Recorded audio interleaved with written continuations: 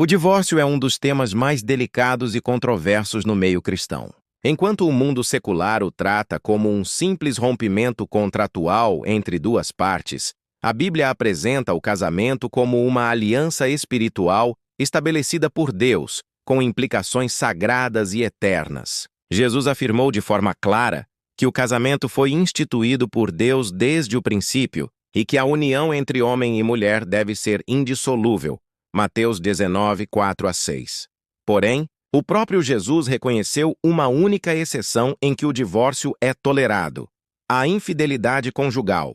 Mateus 19, 9. Essa declaração serve como base para compreendermos a visão bíblica sobre o divórcio e o motivo pelo qual Deus, que odeia o divórcio, Malaquias 2,16, o permite em circunstâncias específicas. Este estudo tem como objetivo examinar o plano original de Deus para o casamento, mostrar como o pecado corrompeu esse plano, analisar as passagens bíblicas que tratam do divórcio, explicar por que a infidelidade conjugal é a única razão aceita por Deus, refletir sobre o perdão e a restauração, orientar biblicamente os casais e líderes espirituais que lidam com essa questão. Capítulo 1. O plano original de Deus para o casamento. Desde o início, Deus criou o casamento como uma aliança sagrada e indissolúvel. Em Gênesis 2:24 está escrito: "Portanto, deixará o homem o seu pai e a sua mãe, e unir-se-á à sua mulher, e serão ambos uma só carne." A natureza da aliança. O casamento não é apenas um contrato civil, mas um pacto espiritual. Malaquias 2,14 diz: "Porque o Senhor foi testemunha entre ti e a mulher da tua mocidade, com a qual tu foste desleal, sendo ela a tua companheira e a mulher da tua aliança." A palavra aliança, berit, em hebraico, carrega o sentido de compromisso irrevogável, assim como Deus é fiel à sua aliança com o seu povo. Por isso, romper essa aliança é uma afronta direta ao caráter de Deus. A intenção de permanência. Jesus reafirma esse princípio em Mateus 19:6. Assim não são mais dois, mas uma só carne. Portanto, o que Deus ajuntou não o separe o homem. Aqui, Jesus deixa claro que a separação não faz parte do plano original. O casamento foi feito para durar a vida inteira, até que a morte o separe. Romanos 7:2-3. Capítulo 2. O surgimento do divórcio por causa do pecado. Se o casamento foi criado para ser eterno, por que o divórcio passou a existir? A resposta está no pecado que entrou no mundo e corrompeu os relacionamentos. A tolerância na lei de Moisés. Em Deuteronômio 24, 1-4, Moisés permitiu que um homem desse uma carta de divórcio à esposa se achasse nela coisa indecente. Essa concessão, porém, não era o ideal de Deus, mas uma tolerância temporária por causa da dureza do coração do povo. Jesus mesmo explicou isso em Mateus 19:8. Moisés, por causa da dureza do vosso coração, vos permitiu repudiar vossas mulheres. Mas no princípio não foi assim. Ou seja, o divórcio não era parte da criação original. Ele surgiu como uma forma de limitar o dano causado pelo pecado e proteger as mulheres da exploração. O contexto cultural de Israel. Na antiguidade, as mulheres dependiam economicamente dos maridos. Se fossem rejeitadas, ficavam desamparadas. A carta de divórcio servia para oficializar a separação e lhes dar o direito de casar novamente. Era uma forma de provisão social, não um endosso moral. Capítulo 3. O ensino de Jesus sobre o divórcio. Jesus trouxe o ensino definitivo sobre o tema, restaurando o plano original de Deus e limitando o divórcio a uma única causa legítima. Mateus 19, 3-9. A resposta de Jesus, quando os fariseus perguntaram se era lícito ao homem repudiar a mulher por qualquer motivo, Jesus respondeu com firmeza: "Qualquer que repudiar sua mulher, não sendo por causa de fornicação, porneia, e casar com outra, comete adultério." Mateus 19, 9.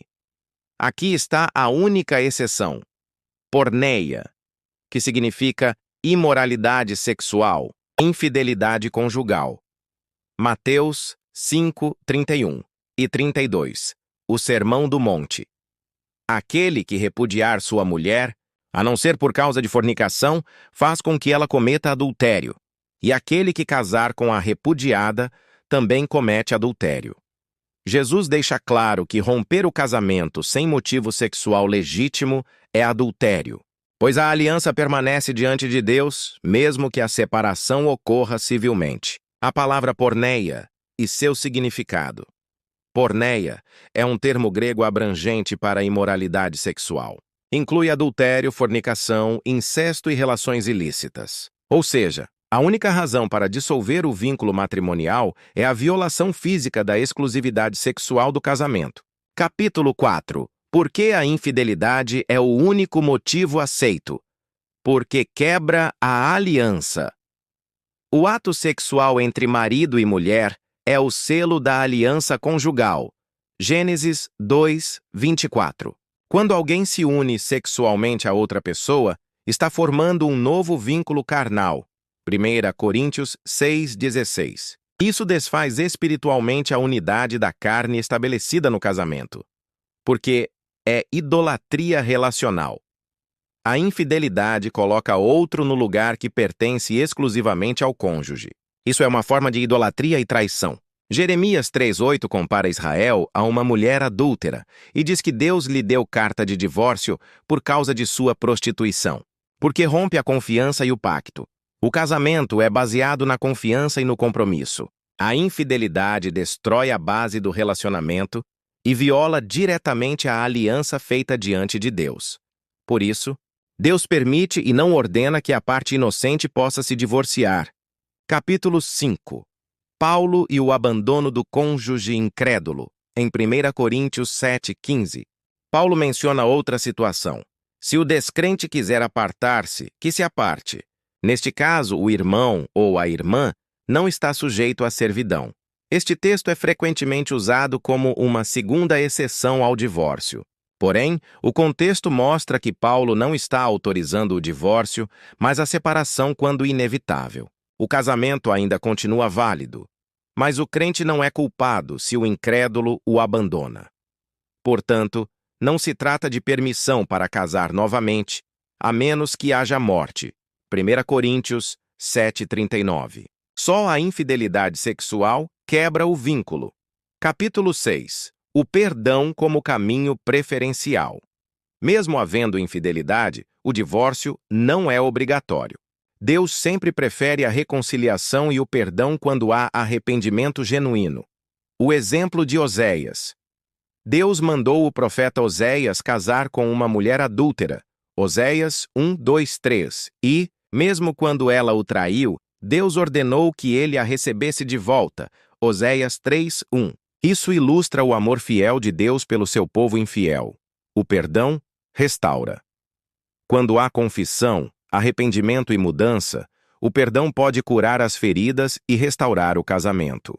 Isso exige graça, tempo, aconselhamento e maturidade espiritual, mas é o ideal de Deus. Capítulo 7. As consequências do divórcio sem base bíblica. Jesus foi enfático. Divorciar-se sem motivo sexual legítimo e casar novamente é adultério. Mateus 19, 9. Isso traz sérias consequências espirituais. Adultério contínuo diante de Deus. Escândalo e tropeço para a igreja. Culpabilidade diante do tribunal de Cristo. Dores emocionais e espirituais profundas. Por isso, qualquer decisão de divórcio deve ser tomada com temor e orientação pastoral. Capítulo 8. Orientações pastorais. Investigar biblicamente. Só a infidelidade dá base legítima ao divórcio. Buscar reconciliação primeiro. O perdão é preferível ao rompimento. Agir com misericórdia. Mesmo a parte culpada deve ser tratada com amor. Não incentivar novos casamentos sem base bíblica. Se não houve adultério, a pessoa permanece ligada ao primeiro cônjuge. Romanos 7, 2 e 3. Oferecer acompanhamento espiritual e emocional. O divórcio deixa marcas profundas e precisa de cura.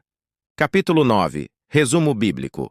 Questão referência ensina que Deus odeia o divórcio. Malaquias 2,16. O divórcio não é o ideal de Deus. Casamento é indissolúvel. Mateus 19:6. Só Deus pode desfazer o que ele uniu. Só há uma exceção. Mateus 19:9. A imoralidade sexual. Porneia. Divórcio sem base é adultério. Mateus 5:31 e 32. Mesmo que haja nova união, separação por abandono. 1 Coríntios 7:15. Não é autorização para casar novamente. Concluo dizendo: Deus criou o casamento como uma aliança permanente e santa. O divórcio jamais foi o seu plano, mas por causa da dureza do coração humano e da devastação que a infidelidade causa, ele permite o divórcio como uma última alternativa. Jesus deixou claro que a imoralidade sexual é a única razão legítima para romper o vínculo conjugal. Ainda assim, o caminho do perdão e da restauração sempre será mais excelente. O Evangelho é reconciliação, e o poder de Deus pode restaurar até os relacionamentos mais destruídos. Que cada casal busque viver segundo o padrão da palavra, mantendo-se fiel até o fim, para a glória de Deus.